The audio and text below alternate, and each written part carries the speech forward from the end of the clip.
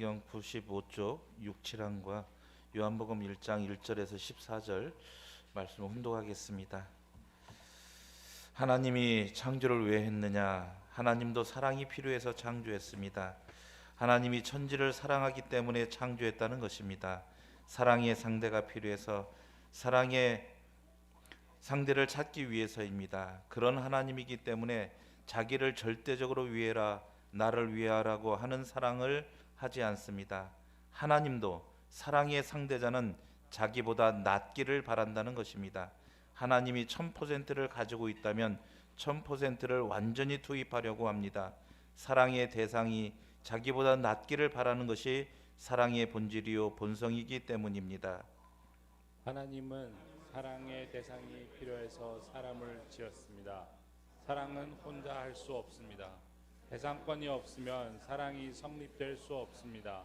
하나님도 사랑이 절대 필요하니만큼 피조 만물을 짓고 피조 만물을 대표한 만물의 영장으로 사람을 지은 것입니다.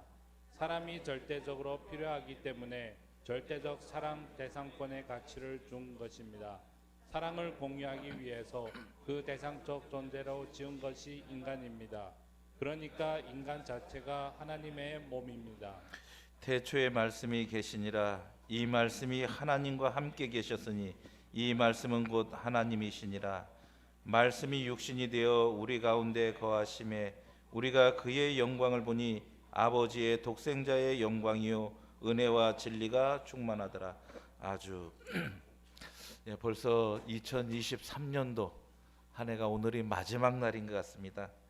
섭리적으로는 하나님의 최초의 본성전인 천일성전 봉헌의 특별한 한 해이기도 했고, 또 후반기는 새로운 도약을 위해서 송용천 세계회장을 세우시고 한국도 5개 지구에서 신한국 협회로 조정을 해서 남북 통일 운세를 준비하라고 하시면서 송강석 협회장님을 세워주셨습니다. 그리고 새로운 출발을 하도록 하셨습니다.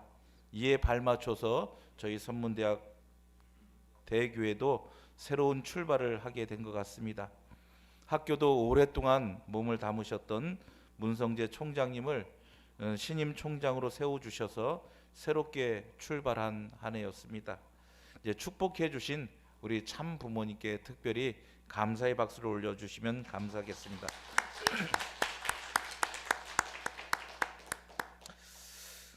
반면에 이제 전 세계는 각종 전쟁과 그리고 재난과 이상 기후 문제로 고통을 받고 있습니다. 또한 우리 공동체인 신일본 협회가 일본 정부로부터 해산 청구 요청을 받는 고난이 있었던 그런 정말 다사다난했던 한 해였던 것 같습니다. 그럼에도 불구하고 2023년도 오늘 영상 시청하신 것처럼 또한 그 안에 다 또 담지는 못했지만 그 이상의 것들을 놓고 우리 선문대학 대교회 식구님들은 정말 많은 일을 해 나오셨습니다. 특별히 교회가 반석 위에 서고 모두가 행복한 교회로 나가기 위해서 교회 정관 재정까지 하게 되었습니다. 우리 정말 수고하신 우리 선문대학 대교회의 모든 식구님들, 그리고 서로를 정말 수고했다 또 격려하시면서 큰 박수로 서로 축복해 주시면 고맙겠습니다. 우리 옆에 계신 분들한테도 그렇게 한번 인사해 보세요. 정말 한 해 수고 많으셨습니다. 감사합니다. 정말 큰 일을 하게 하셨습니다. 그리고 이제 오늘을 지나게 되면 아직 아무도 열어보지 않은 2024년도 새해가 밝아옵니다. 이에 관련해서 저는 오늘 승려이자 수필가이시면서 우리 무소유로 유명하신 법정 스님의 새해 인사를 소개해 보고자 합니다. 법정 스님의 새들이 떠나간 숲은 적막하다 라는 책에 이런 내용이 나와 있습니다. 이제는 새해 인사를 드려야 되겠네. 새해 복 많이 받으세요. 복은 어느 누가 주어주는 것이 아니라 내가 지어서 내가 받는 것. 그렇다면 인사말을 이렇게 고쳐 해야 되겠네. 새해는 복을 많이 지으십시오. 어떤 소망이나 희망이 이루어지는 그런 결과와 기적은 결코 그냥 주어지는 것이 아닙니다. 과정이라는 시간이 필요하고요. 또 그 시간 속에서 치밀한 기획과 또한 정성과 열정이라는 노력이 필요합니다. 때문에 새해는 복을 많이 지으십시오라는 문구가 마음에 이렇게 와 닿았습니다. 그래서 오늘 새해를 앞두고 말씀의 제목을 새해 복 지으세요라고 이렇게 해보았습니다. 우리 인사말도 그렇게 한번 해보면 어떻겠습니까? 새해 복 지으세요. 예, 예, 저하고만 하지 마시고요. 서로 옆에 계신 분들하고도 새해 복 많이 지으십시오. 복을 많이 지은 만큼 그 복이 내 복이 되어져서 다 이루어질 줄 믿습니다. 오늘 본문처럼 하나님은 사랑이 필요해서 그리고 사랑하기 위해서 사랑의 대상으로 피조 만물을 창조하셨습니다. 창조하였다는 것은 생물학적으로 표현을 한다면 잉태하고 또 탄생시켰다는 말입니다. 그래서 하나님은 인간과 모든 만물 앞에 부모이십니다. 그래서 우리는 하나님을 하늘 부모님이라고 부르지 않습니까? 갑진년 새해 분명한 것은 부모이신 그 하나님께서 사랑하는 자녀인 우리 식구님들이 작년보다도 더 낫기를 바라시고 더 크게 축복하실 것입니다. 아주 때문에 복을 많이 지으면 지을수록 더 큰 축복이 있을 줄 믿습니다. 정말 복을 잘 짓기 위해서는 복의 근원이신 하나님을 잘 알아야 된다고 저는 생각을 합니다. 하나님을 어떻게 잘 알 수 있을까요? 원리강론에 보면 첫 장이 이제 창조 원리 아닙니까? 창조 원리 안에서도 제1장 창조 원리인데 그리고 1절 제1항에 보면 하나님의 이성성상이라는 그 첫 문장이 이렇게 나와 있습니다. 무형으로 계신 하나님을 하나님의 신성을 우리는 어떻게 알 수 있을 것인가? 이렇게 묻습니다. 무형의 하나님, 그 하나님을 우리 육적인 오관으로 보거나 만지거나 또는 냄새를 맡거나 맛으로나 또는 듣는 것만으로 쉽게 알 수가 없습니다. 그런데 하나님에 대해서 이야기하려면 어떤 방식으로든 하나님을 알아야 할 것입니다. 하나님을 알 수 있는 방법이 뭘까요? 우리는 원리를 너무나 잘 알고 있기 때문에 제가 이렇게 말씀드리는 게 참 이미 알고 계시기 때문에 부담스럽지만 묻습니다. 다시 한번 묻고 싶어요. 하나님을 알 수 있는 방법이 뭘까요? 그리고 그 하나님을 어디서 어떻게 알 수 있겠습니까? 프랑스 출신의 종교 개혁자이면서 장로교회를 창설한 존 칼빈은 하나님을 아는 통로를 두 가지로 말합니다. 하나는 자연이고 다른 하나는 성경입니다. 그런데 칼빈보다도 1100년 전 교부로서 사도 바울 다음으로 교회에 큰 영향을 끼친 인물이면서 위대한 철학자이자 사상가인 아우구스티누스는 하나님께서는 두 책을 쓰셨다. 한 권은 자연이라는 책이고 한 권은 성경이라고 말을 합니다. 우리가 원리강론에서도 인용하는 로마서 1장 20절에 창세로부터 보이지 아니하는 것들 곧 그의 영원하신 능력과 신성이 그 만드신 만물에 분명히 보여 알게 되나니 그러므로 저희가 핑계치 못할 것이니라 라고 한 것처럼 사도 바울은 자연을 통해서 하나님을 증거합니다. 하나님을 아는 또 하나가 성경인데 칼빈은 성경을 안경에 이렇게 비유를 합니다. 하나님께서 스스로를 자연을 통해서 알 수 있도록 준비해 주셨다 할지라도 우리의 지성과 의지 그리고 감성 그리고 우리의 인격이 죄로 인해서 훼손되었기 때문에 제대로 보지 못한다. 그렇기 때문에 자연을 보고서도 하나님이 없다 하는 분들이 많잖아요. 칼빈은 그렇게 생각했기 때문에 우리에게는 안경이 필요하다. 안경이 다른 것이 아니라 바로 성경이다라고 이야기를 합니다. 그 성경이라는 그것은 책 자체가 아니라 그 안에 있는 말씀하는 것이지요. 그래서 복의 근원이신 하나님을 바로 아는 것부터가 우리가 참된 복을 짓는 길이라 믿습니다. 참된 복을 짓기 위해서는 그래서 가장 첫 번째로 하나님의 말씀을 우리가 사랑하는 것입니다. 2024년도 우리가 정말 하나님을 알기 위해서 말씀을 정말 사랑하는 그런 복을 지었으면 좋겠습니다. 요한복음 5장 1절에 태초에 말씀이 계시니라. 이 말씀이 하나님과 함께 계셨으니 이 말씀은 곧 하나님이시더라 라고 합니다. 말씀이 하나님이시고 하나님을 알게 하는 것입니다. 그런데 그 말씀도 또 보면은 두 가지로 볼 수 있습니다. 그 첫째는 바로 성경과 같은 경전의 말씀입니다. 세상에는 많은 좋은 책들이 있지요. 그 안에 그렇지만은 성경이라고 하는 것은 그 안에 하나님이 계셔서 영원한 생명을 주시기 때문에 가장 귀한 책입니다. 또한 타락한 인간을 하나님 앞으로 인도해 주신 성인들, 성현들을 통해서 주신 그 경전 안에도 말씀이 있어서 하나님을 알게 하고 만나게 하는 역할을 하고 있습니다. 그래서 천성경 1195쪽 2단락에 아버님은 이런 말씀하십니다. 말씀을 통하게 되면 말씀을 통할수록 그 정성의 도수가 강해지고 사랑의 마음이 거기에서부터 깃듭니다 라고 하십니다. 말씀을 알면 알수록 하나님에 대한 사랑의 마음이 커지고 깊어진다고 하시는 것입니다. 그런데 말씀은 두 번째 말씀이 있습니다. 그것이 뭐냐면 바로 하나님이 보내신 자, 그 실체가 말씀이라는 것입니다. 요한복음 1장 14절에 말씀이 육신이 되어 우리 가운데 거하심에 우리가 그의 영광을 보니 아버지의 독생자의 영광이요 은혜와 진리가 충만하더라. 18절에는 본래 하나님을 본 사람이 없으되 아버지 품 안에 있는 독생하신 하나님을 나타내셨느니라 라고 합니다.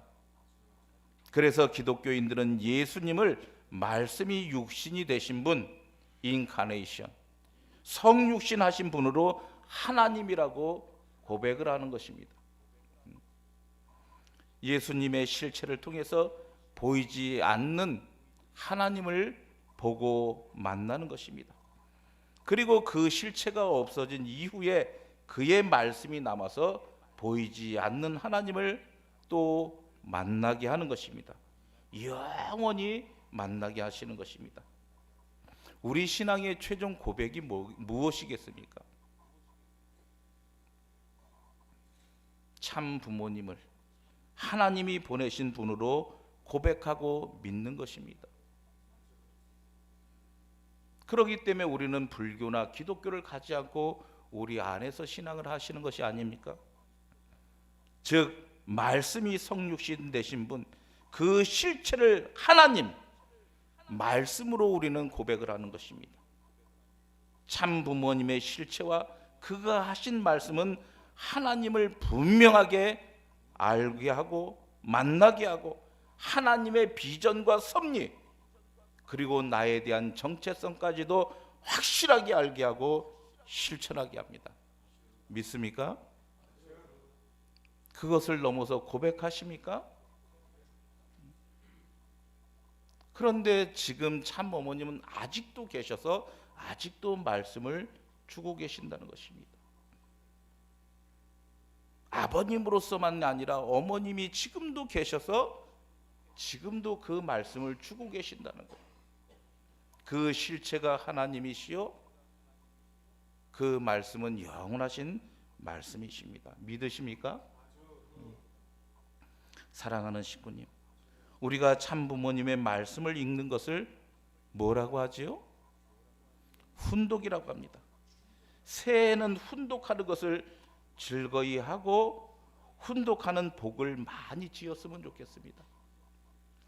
천성경 1197쪽 11항에 훈독회를 통해서 심령 교육을 해야 됩니다. 책이 선생님입니다. 공부하라는 것입니다. 라고 하십니다.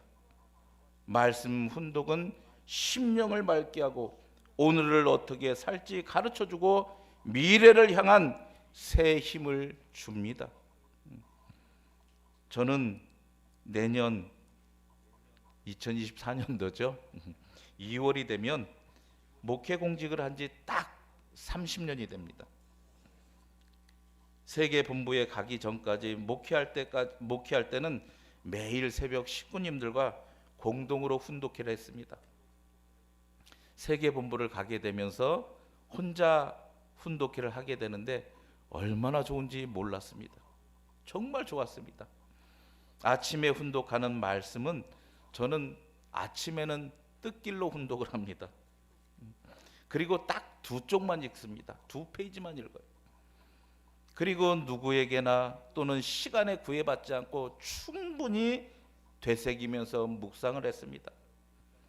그리고 그 각 페이지에서 가장 마음에 와닿는 부분 한 구절씩을 선택해서 6시가 되면 저희 가족 톡방에, 그리고 7시가 되면 저희 부모님을 중심한 믿음의 자녀들로 묶어진 첨보 카톡방에 올립니다.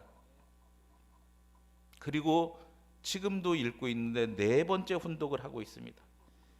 다시 같은 페이지를 돌아와서 읽더라도 다가오는 말씀이 그때마다 다릅니다. 밤이 되어 하루를 돌아보면 그 말씀이 오늘 하루 나의 심령을 맑게 했고 나를 가르치고 인도했다는 것을 확신하게 되는 때가 참 많습니다. 많은 양의 훈독도 좋지만 개인적으로는 뜻길 한 단락 또는 적은 양이랄지라도 말씀을 즐기면서 꾸준히 하는 것은 내 영혼을 성장시키는 복을 짓는 일이라고 생각을 합니다. 그리고 참된 복을 짓는 두 번째는 말씀을 사랑하는 것을 넘어서서 실천하는 것입니다. 실천한다는 것은 말씀을 혼자만 알고 간직하는 것이 아니라 새기고 그것을 넘어서서 나누고 파는 행위입니다. 훈독회를 누구와 어떻게 하고 계십니까? 혼자 하실 때도 계시고요. 때로는 부부가 같이 하실 때도 있고요.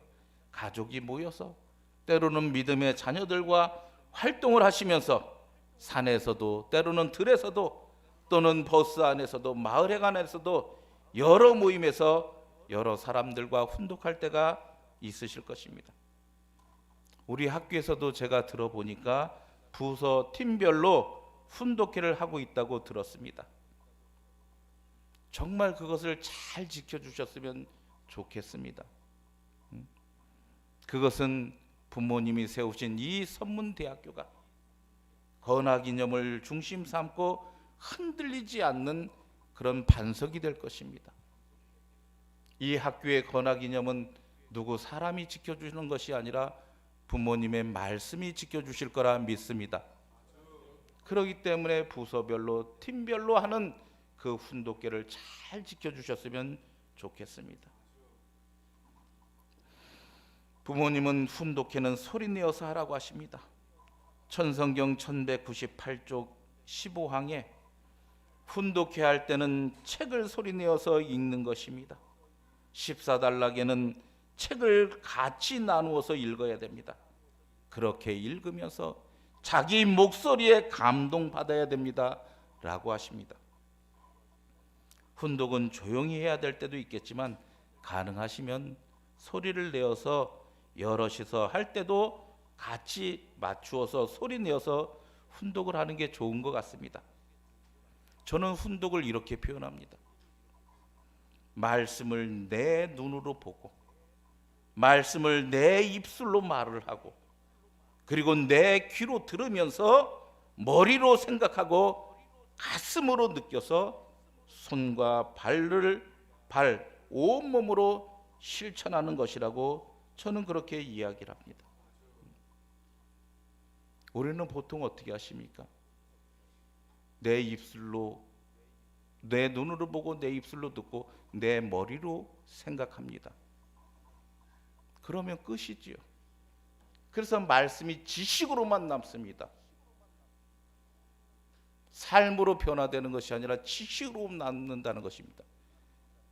그렇기 때문에 그것을 묵상하고 생각해서 내 가슴으로 끌어내려서, 그리고 그 끌어내렸을 때 그래서 비로소 내가 내 손발이 내 온몸이 그 말씀을 실천하게 되는 것입니다.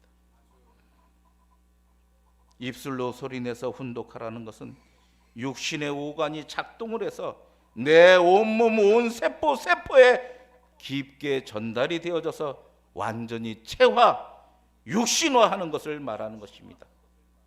그래서 예배 때도 그냥 읽지 마시고요, 설교자와 함께 소리내서 훈독하시게 되면 그 안에 하나님이 나에게 주신 또 다른 말씀도 있습니다.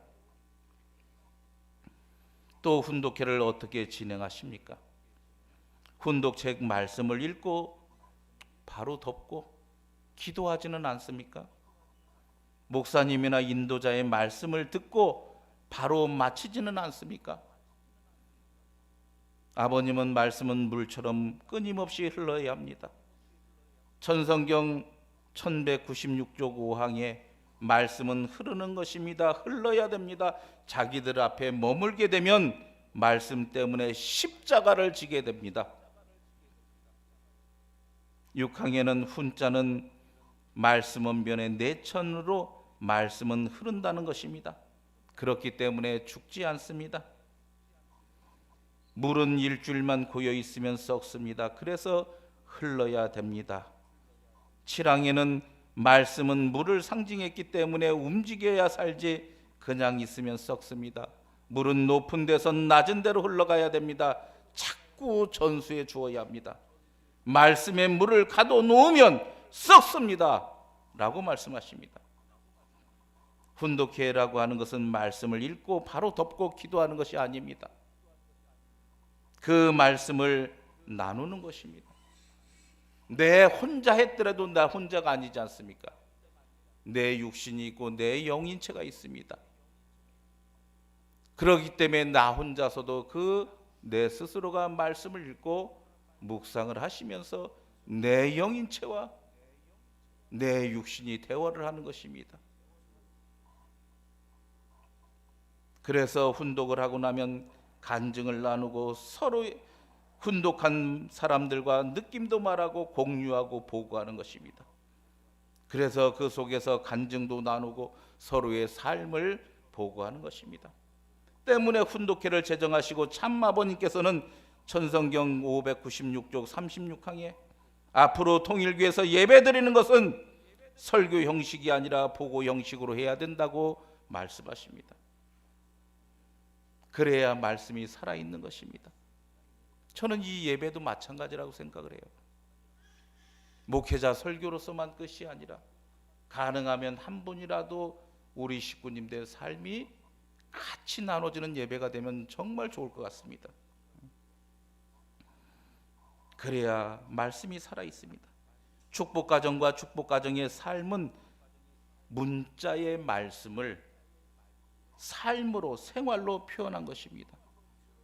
우리 식구님들의 삶은 그 원리 부모님이 주신 말씀을 생활로 삶으로 표현하고 있는 것입니다.